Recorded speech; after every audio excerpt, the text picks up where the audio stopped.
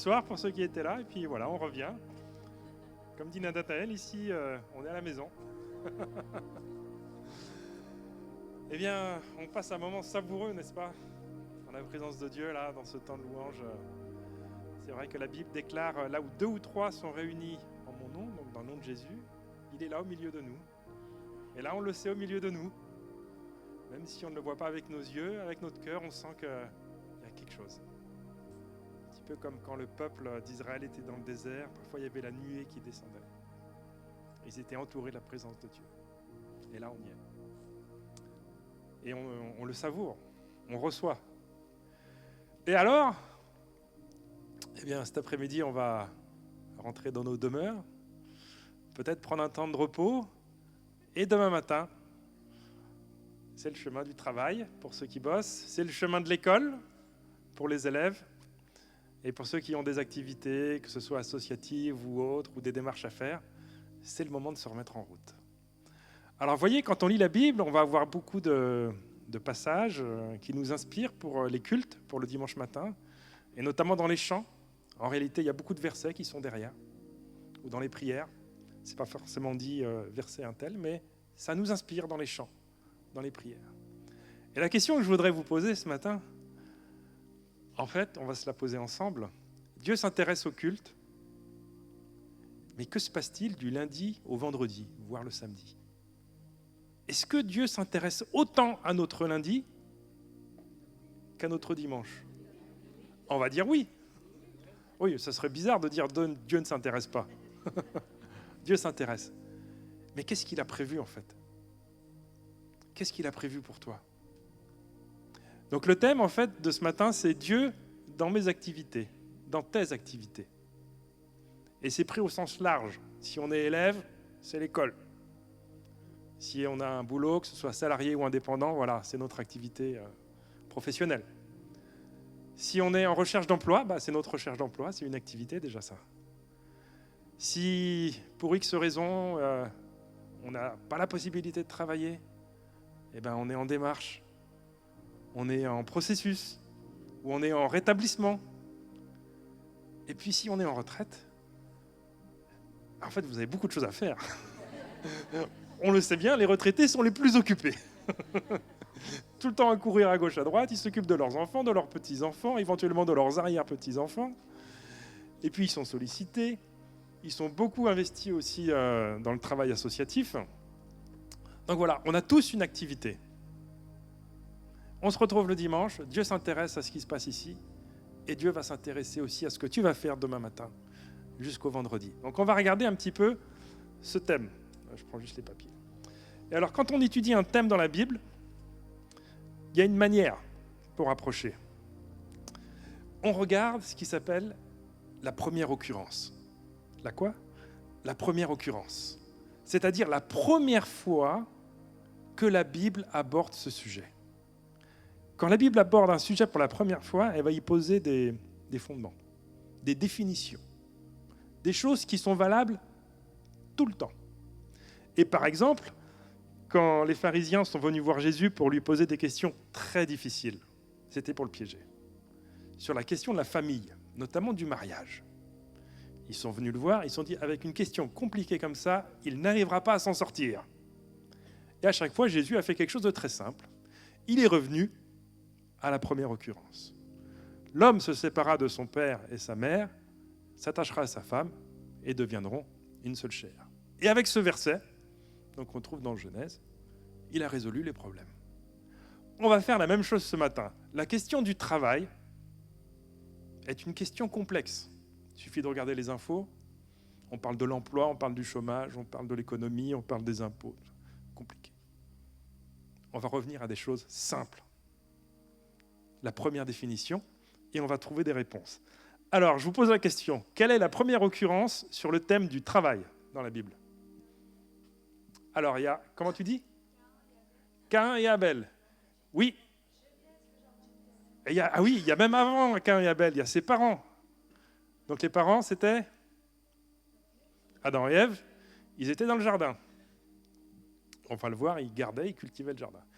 Est-ce qu'il y a une référence au travail, même avant ça? La création. Et ça, c'est quel verset? C'est le premier verset. Tiens, regardez. Le premier verset. Vas-y, tu peux mettre... Voilà, donc là, on est dans le premier livre de la Bible, au premier chapitre, au premier verset. Ce sont les premiers mots de toute la Bible. Au commencement, Dieu créa les cieux et la terre. Quelle œuvre extraordinaire! Quand aujourd'hui un peintre fait une œuvre, un chef-d'œuvre, on va dire c'est extraordinaire. Quand un ingénieur invente quelque chose d'incroyable, on va dire c'est extraordinaire. Mais alors, de voir la création de Dieu, autant dans l'infiniment grand avec l'univers que dans l'infiniment petit au niveau atomique, mais quand on s'y penche, étudier la vie, la reproduction cellulaire, les 5 sens, la croissance d'un arbre, mais c'est incroyable.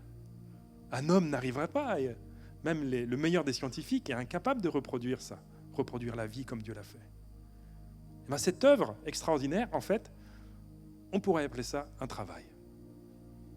Alors, la Bible ne dit pas Dieu travaille avec cette expression, mais Jésus, quand il parle de son Père, il dit qu'il est à l'œuvre. Dieu est à l'œuvre. Il est en action. Il n'est pas statique sur un trône à ne rien faire. Il agit.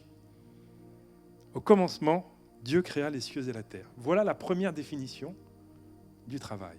Et là, on voit que le travail n'est pas juste quelque chose d'humain. Le travail n'est pas juste fait pour gagner un salaire et payer ses factures. Dans le travail, il y a quelque chose de purement divin. Et comme l'homme est créé à l'image de Dieu, c'est ça le raisonnement. Dieu travaille, l'homme est créé à l'image de Dieu, donc l'homme travaille. Eh oui. Et voyez, quand Dieu a créé le monde, chaque jour, donc il y avait quelque chose qui se passait, et à chaque fois, il regardait en arrière. Après le premier jour, il dit « Ah, c'est bon ça ». Après le deuxième jour, il travaille, il met les choses en place, il regarde. Ouais, c'est bon. Comme ça, jusqu'au 6e jour où il fait en fait l'homme et la femme, et il dit, il n'a pas dit c'est bon. Il a dit c'est très bon. L'homme et la femme ont une place différente dans la création. Ils sont créés à l'image de Dieu. Eh bien, vous savez, nous, actuellement, quand on fait quelque chose qui est bien fait, on regarde et on dit « Ah, c'est bon ». Et on a une satisfaction. Et cette satisfaction, on la ressent parce qu'on est créé à l'image de Dieu. Et Dieu lui-même, quand il a créé, il a ressenti cette satisfaction. Et on sent bien que nos activités, ce n'est pas juste pour gagner un peu d'argent, même s'il en faut. C'est pour accomplir quelque chose de plus grand et réaliser des rêves, rentrer dans un appel, répondre à un besoin, résoudre un problème, faire quelque chose qu'on a au fond du cœur et qu'on a envie de réaliser. Donc là, on va regarder quelques versets et on va essayer de voir ce que ça veut dire pour nous au XXIe siècle. Alors la deuxième occurrence, donc on l'a cité, c'est Adam et Ève. Hop. L'Éternel Dieu prit l'homme et le plaça dans le jardin d'Éden pour le cultiver et le garder. Donc ça, c'est la définition du travail pour l'homme. Cultiver et garder. C'est-à-dire faire grandir, faire croître. Et dans nos travaux, actuellement, il y a toujours l'idée de faire grandir, développer, progresser et garder, c'est-à-dire conserver. Il y a toujours aussi une histoire de conservation. Et dans cette étape, il y a autant un travail manuel, travailler un jardin, c'est manuel, qu'un travail intellectuel. Adam a dû nommer tous les animaux, à tous les mammifères qui sont passés devant lui, il a trouvé un nom. Et alors quand tous les insectes sont passés devant lui, ça a dû prendre un certain temps. Parce que des insectes, il y en a beaucoup. En fait, c'est un travail encyclopédique. Il a dû trouver un nom pour tous les animaux. Et là, chez Adam et Ève, en fait, il n'y a pas de séparation stricte entre le travail manuel et le travail intellectuel. C'est un ensemble. Ça fait partie de la création. Toujours sur le thème de la création, on va regarder une citation de Jean Calvin. Vous connaissez Jean Calvin? Vous connaissez peut-être Martin Luther? Voilà. Donc un moine allemand qui a découvert des versets dans la Bible, notamment le juste vivra par la foi. Et puis c'est lui qui a démarré le protestantisme. Martin Luther. Et puis il y avait un Français qui s'appelait Jean Calvin, qui a continué sur les bases que Martin Luther avait posées. Et donc c'était un protestant. Il a vécu à Strasbourg, aussi à Genève. Il a écrit des livres qui sont encore étudiés aujourd'hui. Et voilà ce qu'il dit. Par son travail, l'homme communie à l'activité créatrice et providentielle de Dieu. Phrase un petit peu compliquée, mais quand on regarde bien, communier, donc c'est être en communion. Quand l'homme travaille, en fait, il entre dans une communion avec Dieu. Parce que Dieu lui-même a créé la terre, et nous, on a aussi un esprit créatif. Alors on n'est pas capable de créer à partir de rien comme Dieu l'a fait. On prend toujours quelque chose d'existant et on le transforme. On en fait quelque chose d'un peu mieux. Mais on participe à cette activité de création. C'est-à-dire que Dieu crée et nous, hop, on prend le relais. Et providentiel, c'est-à-dire pourvoir, c'est pourvoir aux besoins. Dieu pourvoit à nos besoins et nous, quand on travaille, on va pourvoir aux besoins de notre famille et éventuellement de nos clients, de nos fournisseurs, etc. Et lui, donc, c'est l'époque de la Réforme. Au temps de la Réforme, la dignité spirituelle est reconnue pour les professions artisanales, techniques et commerciales. Parce qu'avant, on était vraiment dans une pensée qu'on va dire grecque, qui dit quoi? Que le travail manuel est réservé aux esclaves. Et c'est très profond dans la philosophie grecque. Quand quelqu'un a un statut notable, il ne fait rien avec ses mains. Il ne fait que produire par son intellect. Ça, c'est la philosophie. C'est l'idée que l'intellectuel est supérieur au matériel, en fait. Et à partir de là, on a une caste dirigeante qui est déconnectée de la réalité. Pour répondre aux besoins matériels, on utilise une classe laborieuse. Donc à l'époque, c'était des esclaves. Mais si vous voulez, le dirigeant ne touchera pas les choses avec sa main. Et en France, encore actuellement, à l'école, le système va considérer le travail manuel comme étant inférieur au travail intellectuel. Alors que dans beaucoup d'autres pays, les pays qui ont été touchés par la réforme, on va parler de la Suisse, on va parler de l'Allemagne, le travail manuel est mis en valeur. Si un élève dit « pour moi, ce n'est pas les dictées qui m'intéressent, ce n'est pas les calculs mathématiques », c'est le manuel. Il va trouver sa voie dans une voie technique et ce sera un super ouvrier. Et ils mettent tellement en avant le travail manuel qu'en Suisse, ils sont super forts pour faire des montres. C'est le travail manuel. En Allemagne, ils sont super forts pour faire des voitures. C'est manuel aussi.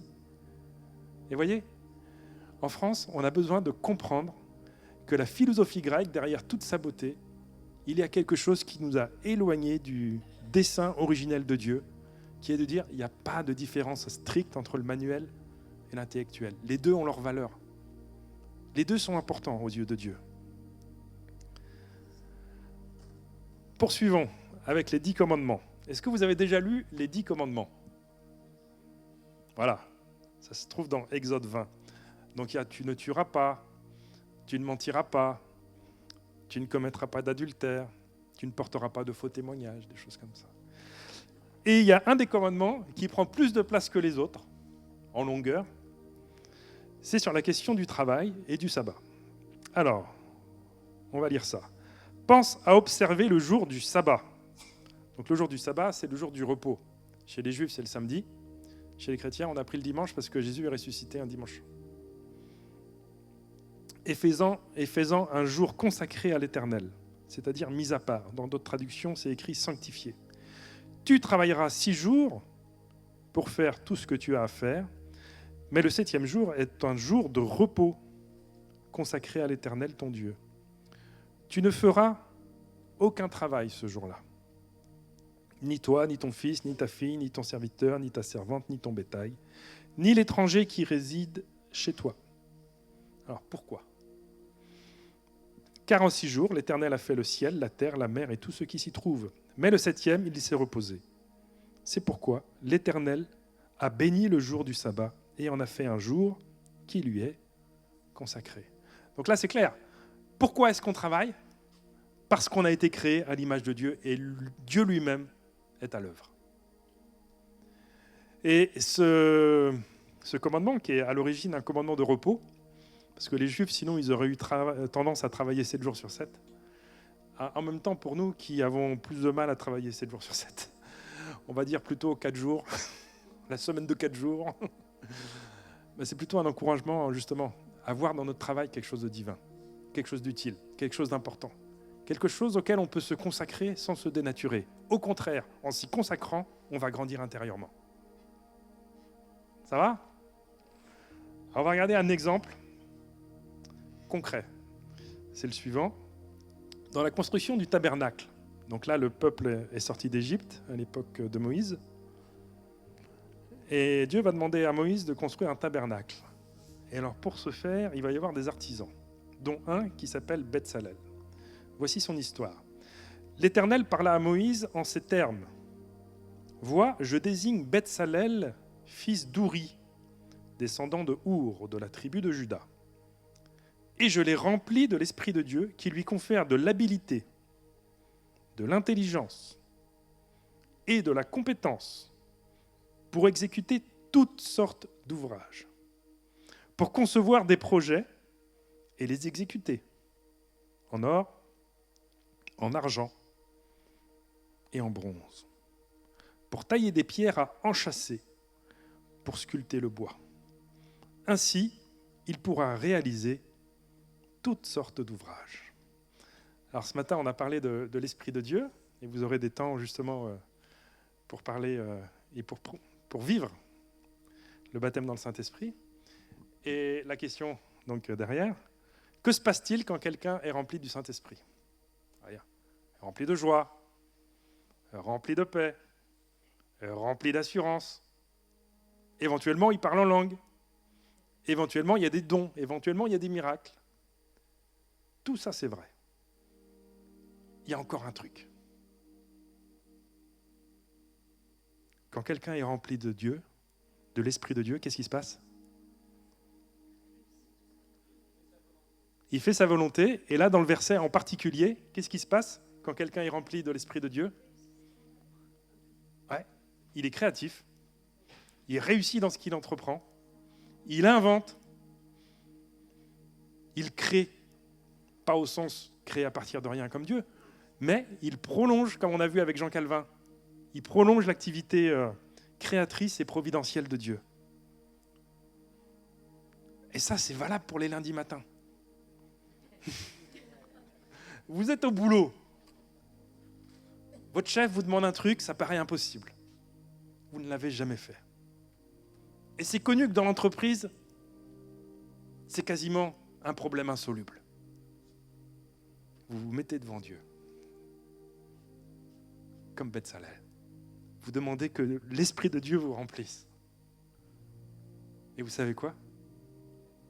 Il va le faire et il va vous donner une solution. Amen. Ça marchera le mercredi matin aussi.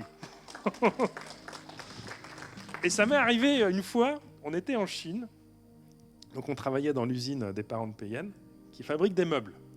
Et il y avait un problème dans l'usine, c'est que le système d'eau ne fonctionnait pas très bien. Il y avait un système d'eau pour nettoyer les produits. Et ceux qui s'étaient penchés sur la question, donc des spécialistes, des ingénieurs, tout ça, ils ont dit le système est trop âgé, on ne peut plus l'utiliser, il faut le détruire et en construire un nouveau. Alors il y avait 2 problèmes. Le nouveau, il fallait qu'il soit beaucoup plus grand. Et en fait, il n'y avait pas de place pour construire quelque chose de plus grand. C'était un emplacement qui était relativement restreint en termes d'espace. Et deuxième chose, ça coûtait très cher. Et c'était resté bloqué là. Même s'ils avaient voulu investir autant, il n'y avait pas la place. Alors, ça traînait. Et puis les questions d'eau, j'aime bien en fait, parce qu'à l'école, j'avais fait une spécialité en hydrogéologie, surtout pour l'eau potable. Bon là, c'était de l'eau industrielle. Je me dis, on peut aller voir. Et je regarde, ah oui, c'est un petit peu compliqué quand même. Je rentre, on va prier. Demander à Dieu. Parce qu'on était là-bas vraiment, on sentait qu'il y avait une mission, quoi. C'était pas juste pour bosser ou la famille. Il y avait besoin d'une mission. J'étais là-bas comme missionnaire. Je prie, je reviens, je discute avec le chef d'atelier, et tac, il y a une idée qui me vient.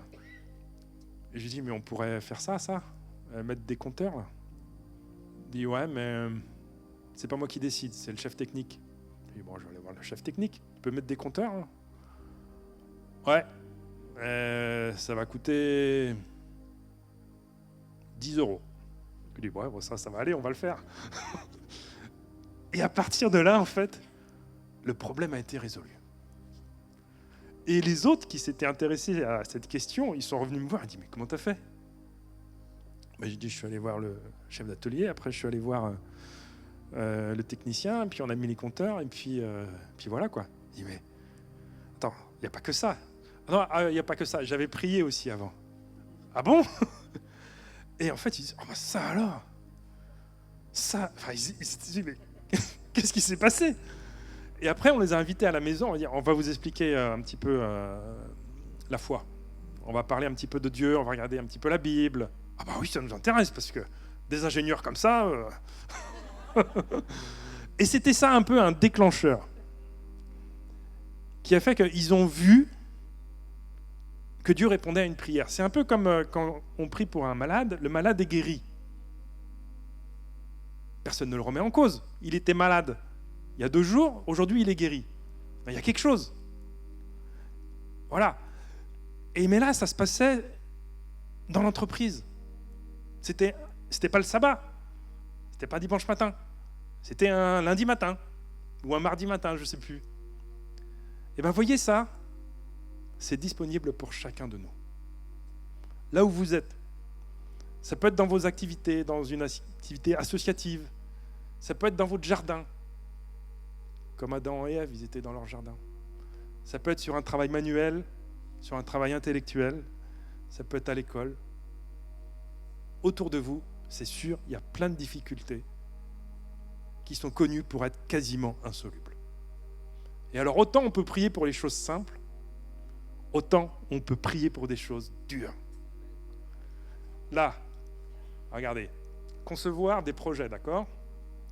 Mais travailler l'or, l'argent, le bronze, ça c'est les métaux.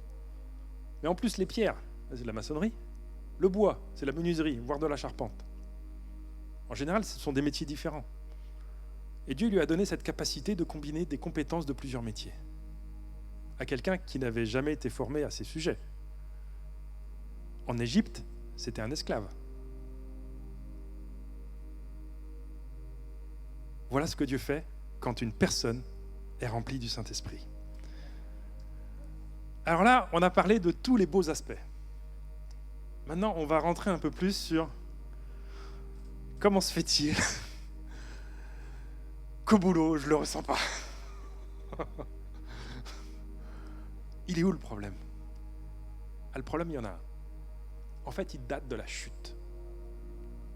À la chute, voilà, donc Adam et Ève ont péché, ils ont mangé du fruit défendu, ils ont été chassés du jardin d'Éden, il y a une coupure entre leur relation, entre eux et Dieu, une coupure même entre l'homme et la femme qui s'est propagée, entre une coupure avec Caïn et Abel. Caïn a tué son frère, Abel, division dans la famille, violence, et même leur travail a changé de nature. Alors qu'avant, dans le jardin d'Éden, c'était paisible, c'était agréable, le travail dans le jardin est devenu pénible, dur. Vous voyez ce qui s'est passé dans la suivante. Donc là, on est dans Genèse 3, donc juste après la chute. C'est Dieu qui parle. Le sol est maudit à cause de toi. C'est avec beaucoup de peine que tu en tireras ta nourriture tout au long de ta vie. Il te produira des épines et des chardons, et tu mangeras des produits du sol. Oui, tu en tireras ton pain à la sueur de ton front. Le travail devient pénible. C'est le mot peine qui est cité là. Et c'est tellement vrai, c'est tellement ancré dans la nature humaine que même aujourd'hui, avec tous les progrès techniques, de sécurité, d'automatisation, On parle aujourd'hui encore de pénibilité au travail. Ça rentre même dans la loi. Il y a un compte de pénibilité. Comme si on n'arrivait pas à s'en détacher.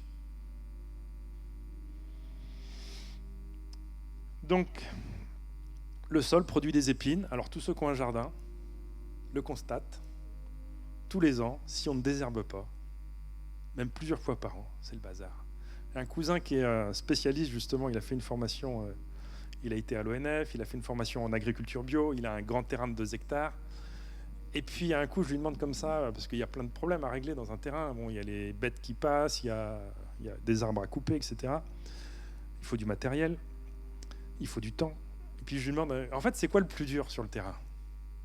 Il réfléchit, il me dit, les mauvaises herbes. Quoi qu'on fasse, c'est à chaque fois un problème. Les produits chimiques, ce n'est pas une solution. Mécaniquement, il faut y passer du temps. Mais clairement, c'est un problème. Et voyez ce qui s'est passé dans le Jardin d'Éden, là. En fait, ça nous suit jusqu'à aujourd'hui. Et ça continuera. Alors, on va dire, peut-être, Dieu, il est dur quand même. Il est dur. Pas tant que ça. Parce que regardez, celui qui a péché, c'est qui? C'est Adam et Ève. Et qui c'est qui est maudit? Le sol. Regardez. Le sol est maudit à cause de toi. Normalement, celui qui aurait dû être maudit, c'est celui qui a péché. Et vous voyez, c'est comme si Dieu, dans son ciel, il allait frapper Adam et Ève. Je vais te maudire. Et hop, il a détourné un peu et c'est tombé par terre. C'est le sol qui a été maudit. Comme s'il avait voulu éviter de taper sur Adam et Ève. L'évitement. Ça, c'est dans Genèse. Mais dans l'Évangile, on en comprend mieux le sens. Qui c'est qui a permis que nous évitions cette malédiction? C'est Jésus. C'est lui qui l'a porté. Il a pris ce rôle un petit peu comme le sol. Il a eu les épines sur la tête d'ailleurs. Tiens, je n'avais pas pensé à ça. Il a eu les épines sur la tête. C'est lui qui a porté. Et en fait, cette malédiction qui est sur le monde, quand on croit au Christ, on retrouve une relation avec Dieu, on retrouve une relation saine avec notre famille et notre entourage, et on peut retrouver une relation saine dans nos activités, dans notre travail, et on peut retrouver la présence de Dieu au quotidien, du lundi au vendredi. Et c'est important parce que sinon, ce qui se passe, on vit des super moments le dimanche matin, et après, du lundi au vendredi, on galère. C'est comme si le dimanche matin, on regardait le ciel, et le lundi matin, on regardait par terre. En fait, c'est pas ça la volonté de Dieu. La volonté de Dieu, c'est que ce qu'on vit le dimanche matin, on le transporte le lundi matin. On arrive au boulot, on a la pêche, on est content. Et quand il y a un problème, on se dit super, une occasion de prier. Quelque chose qui ne va pas, super, une occasion de trouver une solution. Une complication, pas de problème, Dieu va s'en charger. Amen. Alors, je vous propose maintenant de regarder un cas concret. C'est la vie de Joseph. Alors, on va parler du Joseph, le fils de Jacob. Il y a un autre Joseph dans la Bible, c'est le fiancé de Marie. Ce n'est pas de celui-là dont on parle. Il y a donc Abraham, chez les patriarches, Abraham, Isaac, Jacob. Et Jacob a eu 12 fils, dont Joseph. C'est celui-là. Et les 12 fils de Jacob ont donné donc les 12 tribus d'Israël. Et Jacob lui-même a eu un nouveau nom. Il s'est appelé Israël. Donc on parle de ce Joseph-là. Alors voici un peu sa biographie. Je vais vous laisser la voir. Il a grandi donc dans le pays de Canaan avec sa famille, son père. Il avait 11 frères. Et comme son père avait 2 femmes, plus les fils qu'il a eus avec les servantes, enfin, c'était toute une histoire, il était mal aimé. Il était jeune, il était beaucoup plus jeune que ses frères aînés, il était mal aimé. Parce qu'en fait, ses frères étaient jaloux de lui. Son père l'aimait beaucoup, il lui avait même donné une très belle tunique multicolore, et ses frères ont voulu se débarrasser de lui. Ils étaient jaloux aussi pour une autre raison, c'est qu'il avait reçu des rêves qui allaient se réaliser 30 ans après peut-être. Et dans ces rêves, il se voyait comme étant un petit peu le chef de la famille. Et ça paraissait choquant, parce qu'il était parmi les plus jeunes. Il y en avait encore un autre. Donc à ses 17 ans, il est trahi par ses frères, ils l'attrapent et ils veulent le tuer. Et finalement, ils ne le tuent pas. Ils le vendent à des marchands d'esclaves. Il arrive en Égypte, il se retrouve dans la maison de Potiphar, qui était donc un notable de l'époque, chef des gardes. Il est serviteur. Il ne connaît pas l'Égyptien, lui c'est un Hébreu. Il n'a jamais été serviteur, il était berger. Il est éloigné de sa famille et il se met au boulot. Sans râler, il apprend. Au point qu'il est tellement bon, en fait, il doit être tellement rempli de l'Esprit de Dieu qu'il est nommé responsable donc, de l'intendance de la maison, c'est-à-dire les entrées-sorties, c'est-à-dire le stock, c'est-à-dire l'accueil des invités. Problème, la femme de Potiphar lui cherche des soucis et l'accuse faussement de l'avoir violenté. Il est donc jeté en prison. Et pour quelqu'un qui venait de s'adapter au pays, le voilà en retour à la case départ. Dur. En plus, les prisons à l'époque.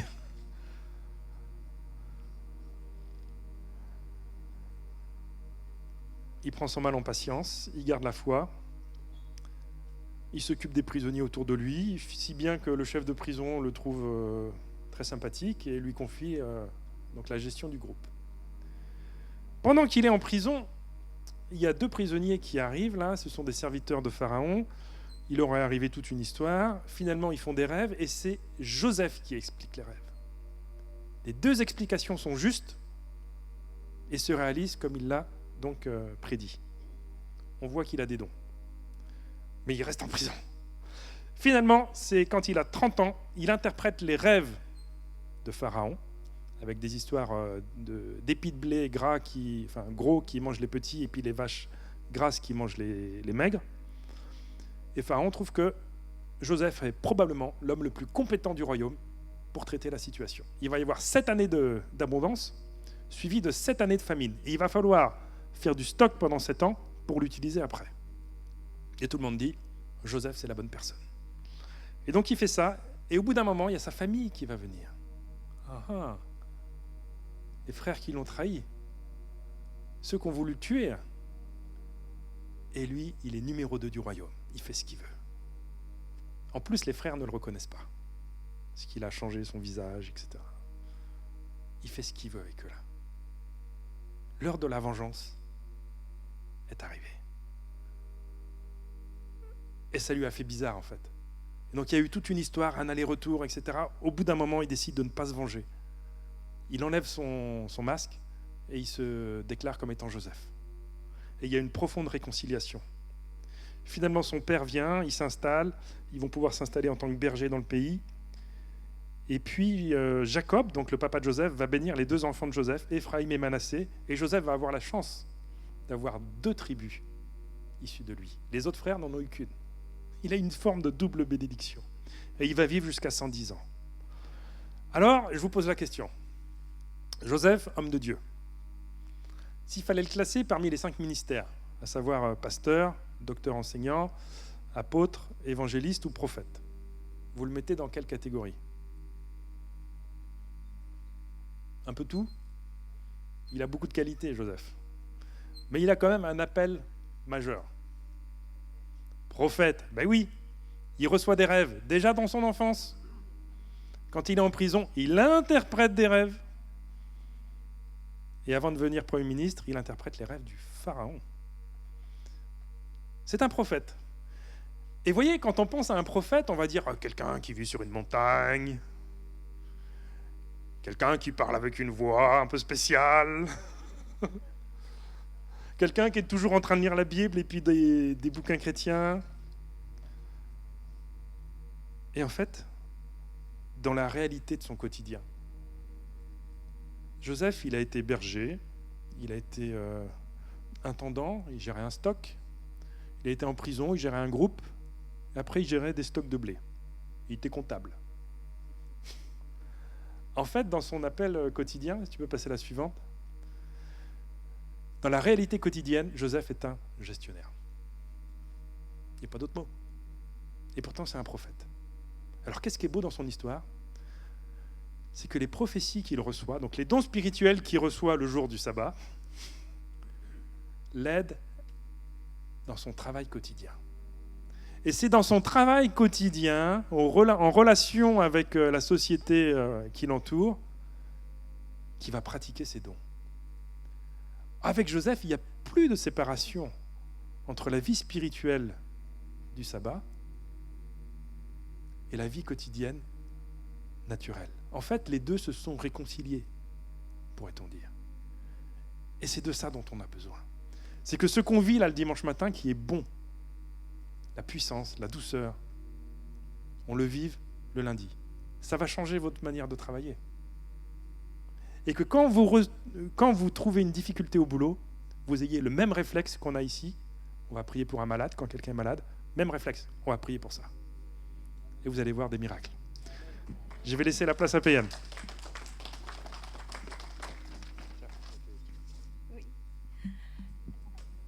C'est vrai qu'on aime bien l'histoire de Joseph parce que ça nous inspire, encourage beaucoup dans les différentes situations de notre vie. Et je crois que chacun de nous, on se trouve à un moment donné, tombe dans la même situation difficile à celle de Joseph. Trahi, jalousie par ses frères, subir de l'injustice par les gens qu'on connaît,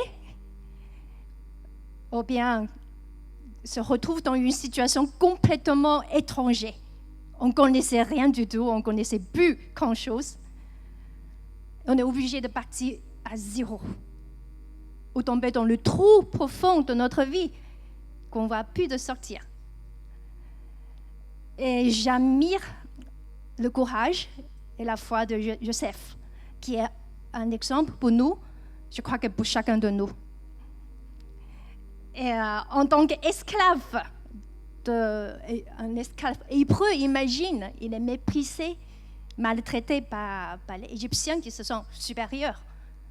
On est peut-être dans une situation comme ça à un moment donné. Et on lui a donné le travail le plus dur. Mais en même temps, pas seulement garder la foi. Elle a pris la langue, la culture et la connaissance égyptienne.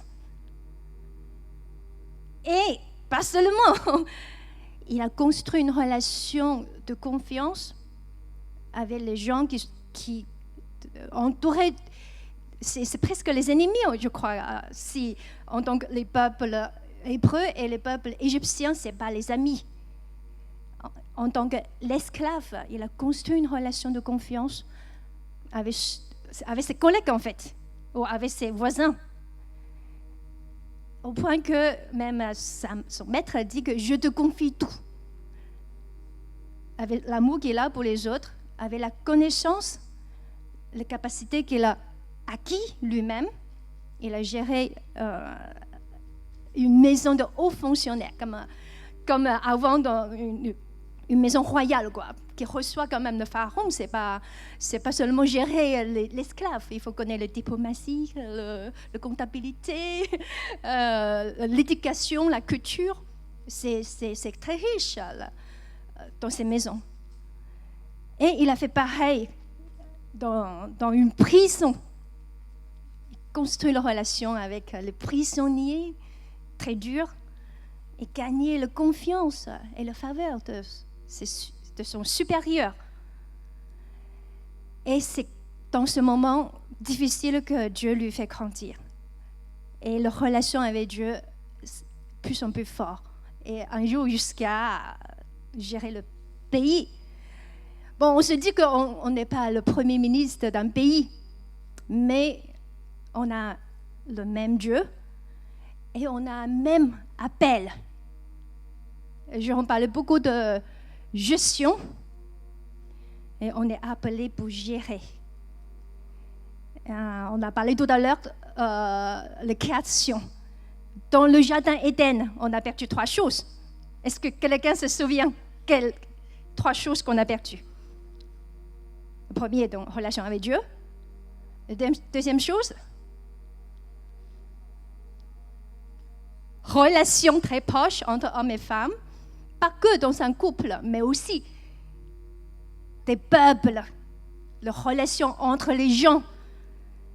Après, il y a les peuples qui descendants de Adam et Ève étaient en conflit et en guerre jusqu'à aujourd'hui. Le conflit entre les hommes. Et on a perdu le mandat de gestion sur la terre, gérer notre société en tant qu'enfants de Dieu. Et Dieu est plus avec nous dans notre travail. On a perdu ça. Et dans Luc 19, 10, Jésus a dit que le Fils de l'homme est venu pour chercher et sauver ceux qui étaient perdus. C'est pour reprendre ces trois choses en main. C'est déjà sauvé, mais il nous a appelé notre mission de restaurer ces trois choses. C'est à nous de restaurer la relation avec Dieu. C'est nous de le faire. C'est déjà sauvé. On est déjà sauvé, mais on n'a pas à faire pour restaurer ces relations avec Dieu. Et il va nous aider. Deuxième chose, quand on reçoit la vie que Dieu nous donne, et il transforme notre vision de vie, il transforme notre caractère, notre façon de faire, et on n'a pas à faire de gérer, restaurer la relation qui est autour de nous. La famille, notre femme, notre mari, et nos collègues, notre voisinage et les amis. On est appelé à restaurer la relation. Troisième chose, on parlait de gestionnaire, c'est ça que j'aimerais bien vous encourager. On est appelé à gérer nos affaires, nos travail, nos activités, avec la valeur biblique, avec l'Esprit de Dieu aussi. Et c'est un appel pour que le royaume de Dieu et la culture de Dieu descendent là où on est. Et c'est là qu'on expérimente ses puissances et ses miracles. Le miracle se trouve ici, la présence, et il trouve là-bas quand on est agi avec Dieu, dans notre travail, dans nos activités et dans notre famille. Donc je vous encourage parce que c'est quelque chose de très puissant que Dieu nous a donné. On a expérimenté ça en Chine et un jour on va vous partager ce qu'on a expérimenté à Lannion aussi, dans notre travail et autour de nous. On n'est pas un premier ministre, mais on gère des choses. Et avec l'Esprit de Dieu, il y a des choses incroyables qui peuvent se passer, au-delà de ce qu'on peut imaginer. Et l'esclave, comme Joseph, il ne pourrait jamais imaginer, il devient premier ministre de ce pays étranger. Et nous, on ne peut jamais imaginer ce que Dieu veut faire avec nous dans notre travail. Est-ce qu'on peut prier ensemble pour que l'Esprit de Dieu descende dans notre vie quotidienne chaque jour? Là, je vous propose de fermer les yeux, de prendre juste quelques secondes, une minute de réflexion sur soi-même, d'écoute du Saint-Esprit, pour voir ce que ces versets, ce message veut dire sur ta propre vie, dans ta situation.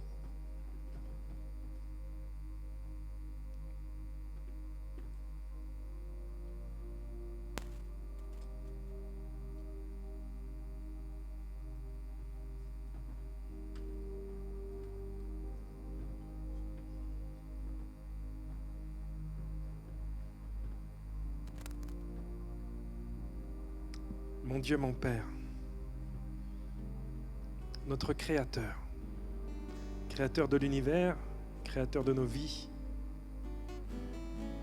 nous venons vers toi pour que tu nous remplisses de ton esprit,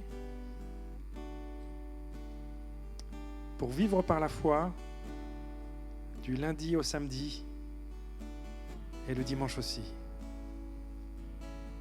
Je prie que tu équipes chacun ici dans la salle avec des dons particuliers, avec un appel spécifique pour répondre à des besoins, pour rentrer dans une mission, pour apporter le royaume de Dieu autour d'eux et de pouvoir dire à leurs voisins, à leurs collègues, à leurs amis, à leur famille, le royaume de Dieu s'est approché. Ouvre notre esprit, ouvre notre cœur pour que nous soyons sensibles à cet appel. Nous prions dans le nom de Jésus.